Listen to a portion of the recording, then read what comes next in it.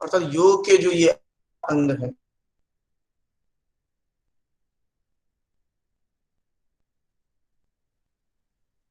प्रारंभ से ही देखा है इसका परिचय आपने देखा। परिचय देखने के बाद आप इसके जो ग्रंथ हैं, उसके जो प्रभाग हैं, इन सबको आपने देखा। और उसके बाद आप पहुंचे जो कि एक क्रम से, जो कि अथ योगानुशासन के बाद योग चित्तवृत्ति निरोधा करते हुए जब आप आगे बढ़े, तो आप देखते हैं जो कि द्वितीय में आकर के आप इसका 8 अंगों को देखते हैं। और यही 8 अंग सबसे ज्यादा प्रैक्टिस में है, यही 8 अंग सबसे ज्यादा चर्चित होते हैं। हालांकि आप आगे चल करके देखेंगे जो कि जितनी चर्चा की जाती है योग दर्शन के नाम पर, तो वहां पर केवल पतंजलि के द्वारा प्रवर्तित जो योग दर्शन है, उन्हीं को लेकर के केवल चर्चा नहीं होती है। और भी ग्रंथ हैं जिस ग्रंथ की चर्चा लोग न करते हुए, चूंकि पतंजलि प्रथित है इस कारण से उनका नाम लेकर के आगे काम करते हैं। उसकी चर्चा हम अभी करेंगे यहाँ पर। जैसे कि हम देखते हैं यम, नियम, आसन, प्राणायाम, प्रत्याहार, धारणा, ध्यान, समाधि। ये हम एक एक करके चर्चा करेंगे यहाँ पर। यहाँ पर सबसे पहले हम देखते हैं जो कि यम क्या है। तो यम का अभिप्राय यहाँ पर दिया गया है जो कि वह जो सामाजिक नैतिकता से संदर्भित जितने भी तथ्य है, विषय वस्तु हैं, उनको लेकर के चर्चा की गई है यम के अंतर्गत। अब इसके अंतर्गत जो हम देखते हैं वह वही जो अन्य जगह पर आपने पंचम महाव्रत के रूप में आपने देखा, वही यहाँ पर देखते हैं, जिसमें कि चर्चा करते हैं जो कि अहिंसा, सत्य, अस्तेय, ब्रह्मचर्य, अपरिग्रह।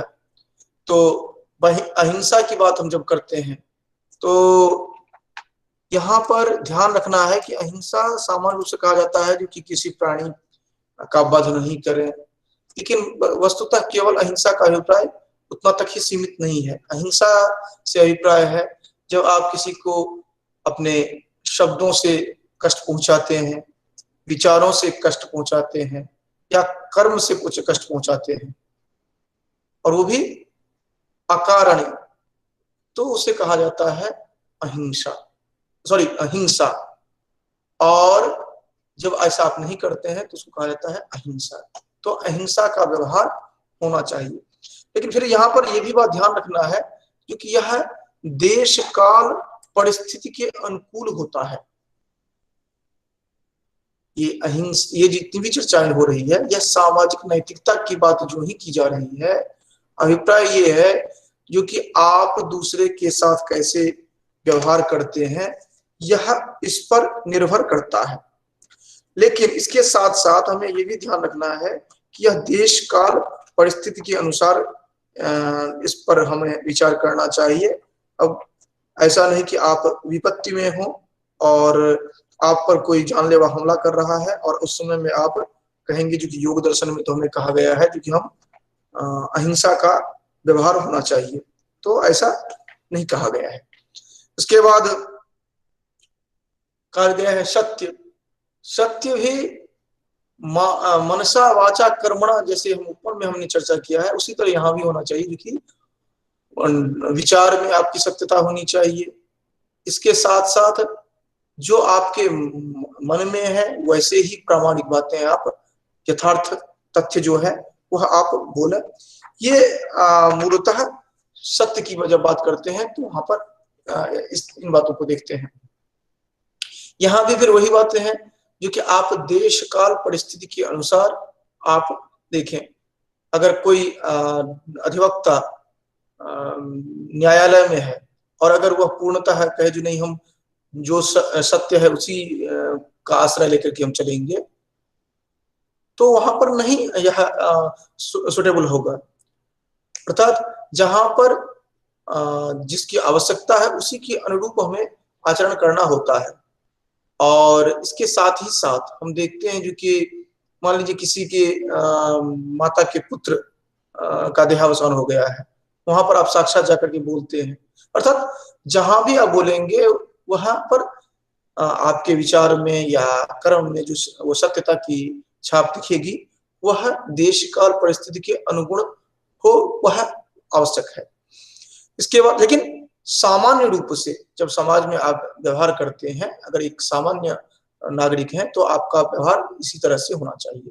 इसके बाद अस्तेय की बात करते हैं। स्तेय का अभिप्राय होता है जो कि चोरी करना, और चोरी करने का अभिप्राय हो गया जो कि किसी की सामग्री को आप बिना उसे सूचित किए अगर आप उसका ले लेते हैं, चाहे वो किसी का भी हो, यहाँ तक कि बछड़े का जो बच्चे के लिए जो विद्यमान दुग्ध है उसको अगर आप ले लेते हैं, वह भी स्तेय के अंतर्गत आएगा, क्योंकि वह उसके लिए है और उसको बिना कहे आप अगर उसकी सामग्री को आप ग्रहण कर लेते हैं, तो स्तेय और ये अस्तेय और अपरिग्रह इन दोनों में थोड़ा सा मात्र अंतर है, इस हिसाब से देखेंगे। इसके बाद ब्रह्मचर्य, ब्रह्मचर्य के संदर्भ में कहा गया है जो कि आपका जो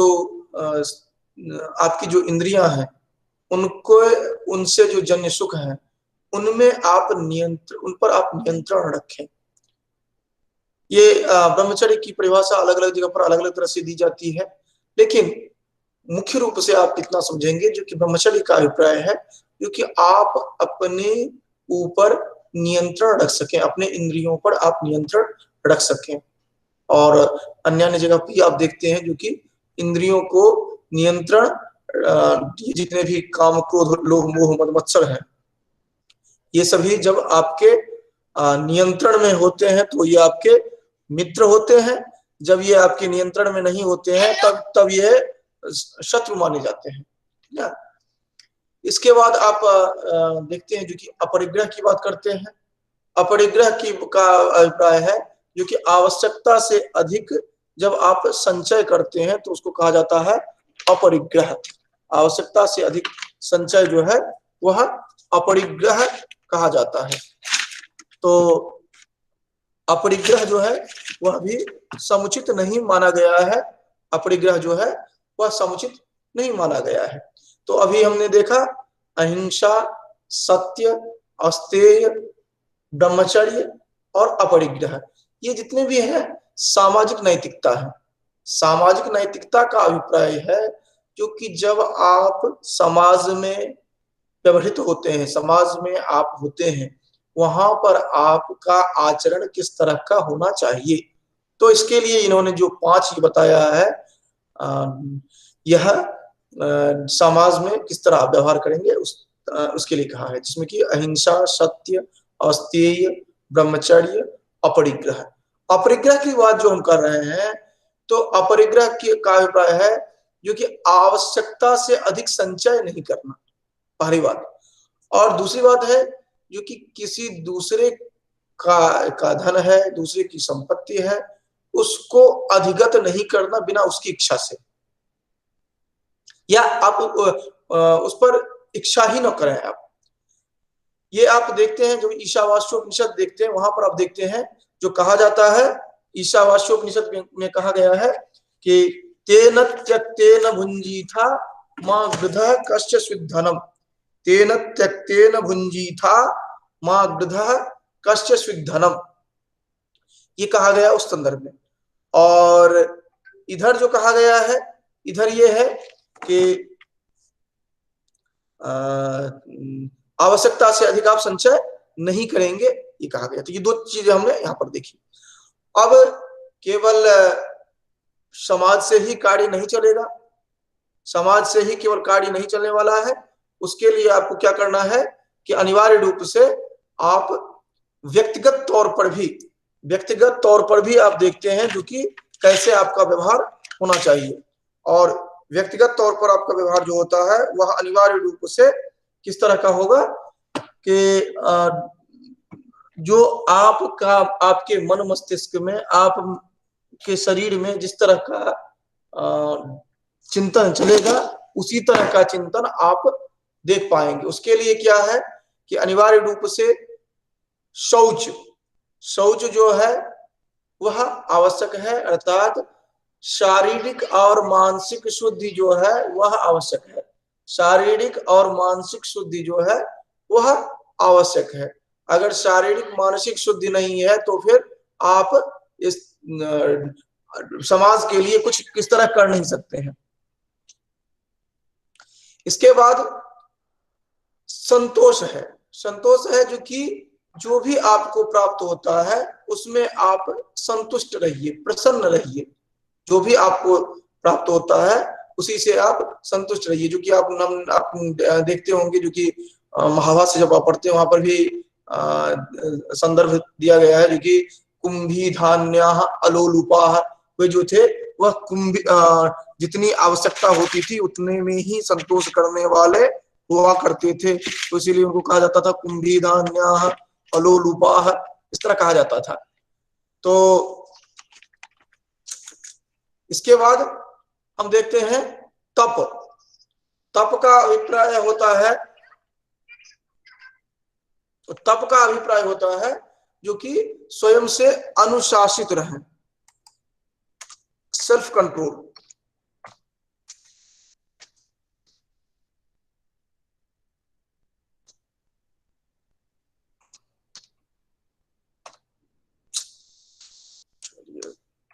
ये त्रुटि है यहाँ पर, इसको ध्यान में रखना चाहेंगे। अनुशासित रहें, ये यहाँ पर अनुशासित रहें। उसके बाद है जो कि स्वाध्याय, अर्थात आत्मचिंतन करना। आत्मचिंतन करना और विशेष रूप से होगा जो कि आध्यात्मिक प्रवृत्ति यहीं से प्रारंभ होती है, इसकी चर्चा हो रही है। उसके बाद ईश्वर प्रणिधान, आप जानते हैं जो कि वहां पर एक इंक्लूड किया गया है ईश्वर प्रणिधानाद्वा। वहां पर क्या होता है कि जो सुप्रीम पावर जो है उनको, यहाँ पर पुरुष विशेष ईश्वर जो है, उनके प्रति अपने आप को आप पूर्ण रूप से समर्पित कर दें। और पूर्ण रूप से समर्पित करते हैं तो क्या होता है कि आप सेल्फ कॉन्फिडेंस से युक्त होते हैं। ये मुख्य रूप बातें होती है। फिर आसन की बात आती है, तो आसन मूल ये है जो कि विकार है स्थिर सुखम आसनम, जो कि जहां पर अपने शरीर को आप नियंत्रित करके, आप सुखपूर्वक नियंत्रण करके आप अपने शरीर को रख सकते हैं, उसको कहा गया है आसन। ठीक है, तो ये कहा जाता है स्थिर सुखम आसनम। और ये वस्तुतः आसन की जो चर्चा हो रही है विस्तार पूर्वक, ये आसन विषय वस्तु जो है वह योग पतंजलि योग दर्शन का नहीं है। पतंजलि के द्वारा जो प्रवर्तित योग दर्शन है उसका न हो करके विस्तार पूर्वक इस पर चर्चा करते हैं। ये हठ योग प्रदीपिका जो है, घेरंड संहिता जो है, और योग शिखोपनिषद या शिव संहिता जो है, ये सब जो है ये सब चर्चा करते हैं। यहाँ पर नहीं इतनी चर्चा की गई है, जिसकी हम चर्चा भी करेंगे इसके बाद। उसके बाद देखते हैं जो कि प्राणायाम। प्राणायाम जो है जो कि आप अपने आप को वहां पर मन की चंचलता जो है उसको कंट्रोल करने के लिए, उसको रोकने के लिए आप जब श्वास प्रश्वास को नियंत्रित करना सीखते हैं, यही नियंत्रित करने की प्रक्रिया जो है वह प्राणायाम के अंतर्गत आता है, अर्थात प्राणायाम कहा जाता है। वस्तुतः इसका उद्देश्य होता है क्योंकि अपनी इंद्रियों पर आप नियंत्रण पा सकें, इसके लिए। उसके बाद होता है प्रत्याहार। प्रत्याहार में क्या होता है कि जो आपके इंद्रियां हैं उनको अपने वश में करने के लिए सबसे पहले क्या होता है कि उनको आप अंतर्मुखी करते हैं।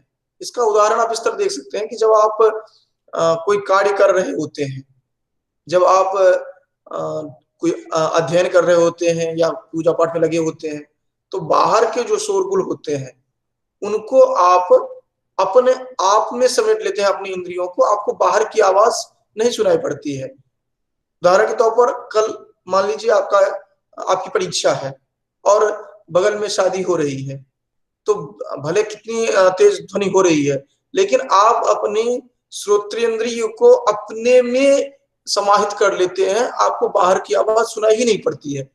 तो ये हो गया इंद्रियों का को अंतर्मुखी करना। तो इसके द्वारा क्या होता है कि जो ये जितनी भी इंद्रियां हैं वो आपके वश में होती हैं, और जब ये निरुद्ध हो जाती हैं तो चित्त जब निरुद्ध हो जाता है तो ऑटोमेटिकली जो इंद्रियां हैं वो भी अपने आप आपके नियंत्रण में हो जाती है, निरुद्ध हो जाती है। उसके बाद होता है धारणा। धारणा होता है जो कि किसी एक वस्तु पर को आप अपने में धारण करना चाहते हैं, अर्थात उसी के आकार से आकारित हो जाना चाहते हैं। जैसे कि आप कहीं ध्यान लगाना चाहते हैं तो उसके लिए कोई एक बिंदु रखते हैं जिस पर आप अपने आप को नियंत्रित, अपने चित्त को नियंत्रित करने का प्रयास करते हैं।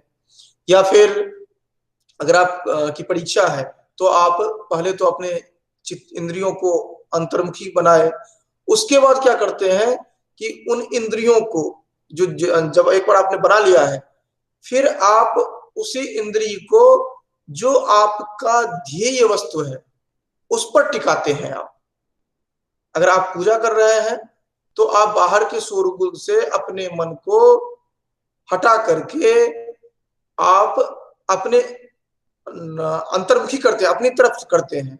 और वो करने के बाद दूसरा स्टेप आगे का क्या होता है कि जो आपका विषय वस्तु है उस पर उस इंद्रिय को लगाते हैं, अर्थात अन्य जगह से हट करके एक विशेष जगह पर टिक जाता है जो आपका ध्येय है। उसके बाद क्या होता है कि उसके बाद ध्यान की स्थिति आती है। जब आप एक बार धारण कर लेते हैं जो विषय वस्तु आपका है, उसके बाद आकर के वह जो आपका ध्येय वस्तु है वहां पर आकर के आप एकाग्रचित्त होते हैं, उसका चिंतन करना प्रारंभ करते हैं।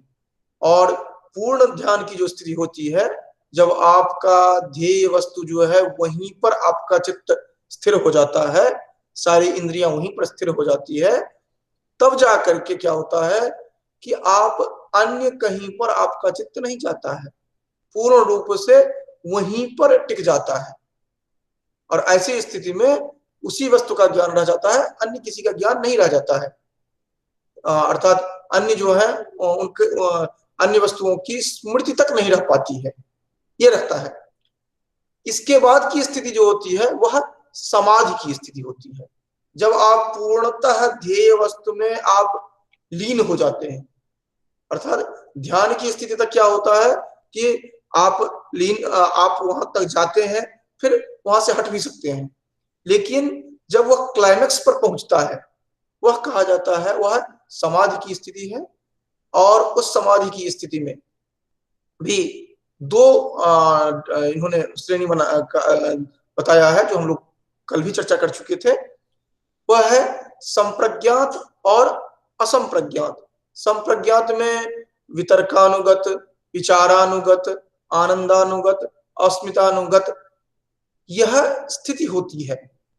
लेकिन जब आप देखते हैं जो कि इन सभी सात्विक, राजस और तामसिक सभी वृत्तियों का निरोध हो जाता है, वह स्थिति जो होती है वह असंप्रज्ञात समाधि कही जाती है। हमने चर्चा किया था आसनों की।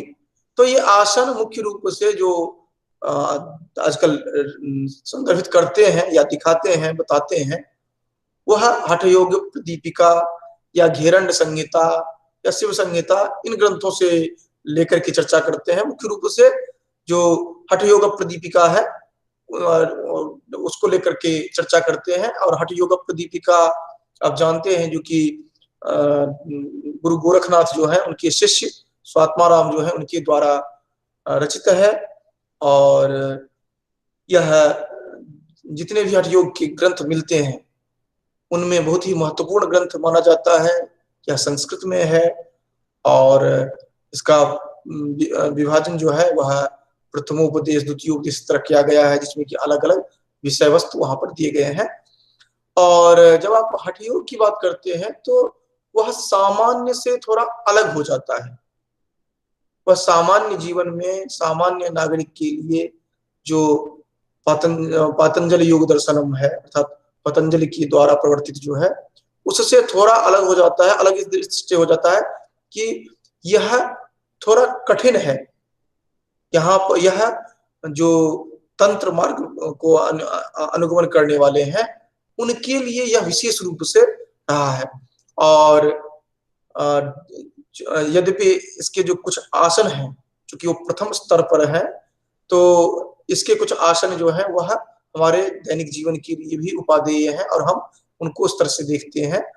तो हम ये देखते हैं कि जब आप योग दर्शन की, आज जो वर्तमान समय में जो योग दर्शन की बात हो रही है, वो आप जब देखना प्रारंभ करेंगे तो आपको बहुत कुछ देखना होता है, तब जाकर के आप पूर्ण रूप से उसके वक्ता हो सकते हैं। जैसे कि सांख्य दर्शन के विषय में आपको जानकारी हो, पातंजलि योग दर्शनम जो है वो आप जानते हो ठीक से।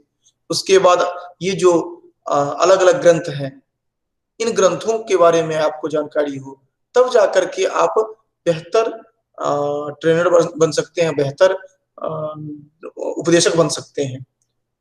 क्योंकि जैसे हम पहले भी हमने चर्चा की है कि जब भी आप कहीं उपदेश देना प्रारंभ करते हैं तो उसके अलग अलग अवस्थाएं होती है।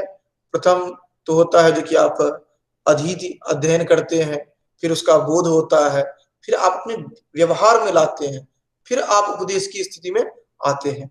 तो ये सभी जानकारी रख करके तभी हमें आगे करना चाहिए। तो उसके बाद फिर है जो कि प्राणायाम की बहुत सारे जो भेद बताए गए हैं, जो कि ये कहा जाता है प्राणायाम, जो कि यह आपकी जो ऊर्जा है, उस ऊर्जा को अधिक से अधिक आप यूटिलाइज कर सकें, उपादेय बना सकें, मैक्सिमाइज कर सकें। इसके लिए प्राणायाम की बात की जाती है, जिसमें कि सबसे महत्वपूर्ण आप सूर्य देव को लेकर देखते हैं, सूर्य नमस्कार से लेकर के जितने भी आप चर्चा करते हैं, या फिर अगर संध्या वंदन आदि की बात करते हैं, जो कि प्रतिदिन अर्थात नित्य कर्म में समाहित है, वहां पर आप देखते हैं जो कि प्राणायाम अनिवार्य रूप से रखा गया है। जो कि आप, हालांकि वो कर्मकांड के रूप में रखा गया है वहां पर, लेकिन विशेष रूप से वहां पर अनुलोम विलोम आदि जो है इसको रखा गया है, जो कि एक वैशिष्ट्य रहा है भारतीय संस्कृति का।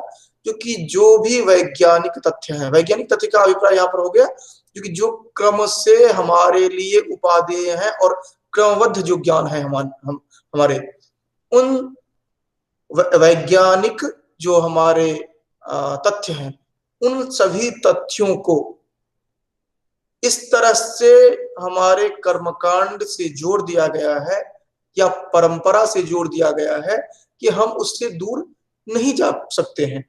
और ये इसलिए किया गया है कि वैसे अगर आपको बोल दिया जाए जो कि अनुलोम विलोम करना है रोज, तो नहीं करेंगे आप। लेकिन जब उसको जोड़ दिया गया नित्य कर्म से और बोल दिया गया जो कि सावित्री का ध्यान कर रहे हैं आप इस समय में, तो अनिवार्य रूप से आप वो करेंगे, क्योंकि वो कर्मकांड का विषय है, परंपरा का विषय है। तो ये जितने भी हमारे परंपरा कर्मकांड देखते हैं, वो किसी न किसी रूप में उन सभी बातों को उपस्थापित करने के लिए सहजतया समाज में लोगों के द्वारा अंगीकार हो, इसलिए ये किया गया है।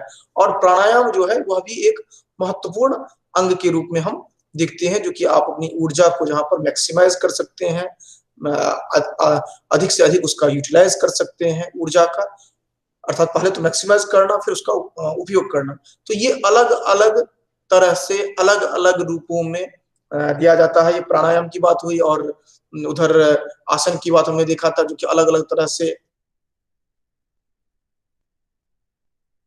के निदान के लिए है, या भिन्न भिन्न प्राणायाम जो है वह भिन्न भिन्न रूप के निदान के लिए है। ये हम आसन और प्राणायाम को विशेष रूप से देखते हैं वर्तमान समय में। ये आज के विषय वस्तु के रूप में हमने चर्चा की योग दर्शन से संदर्भित।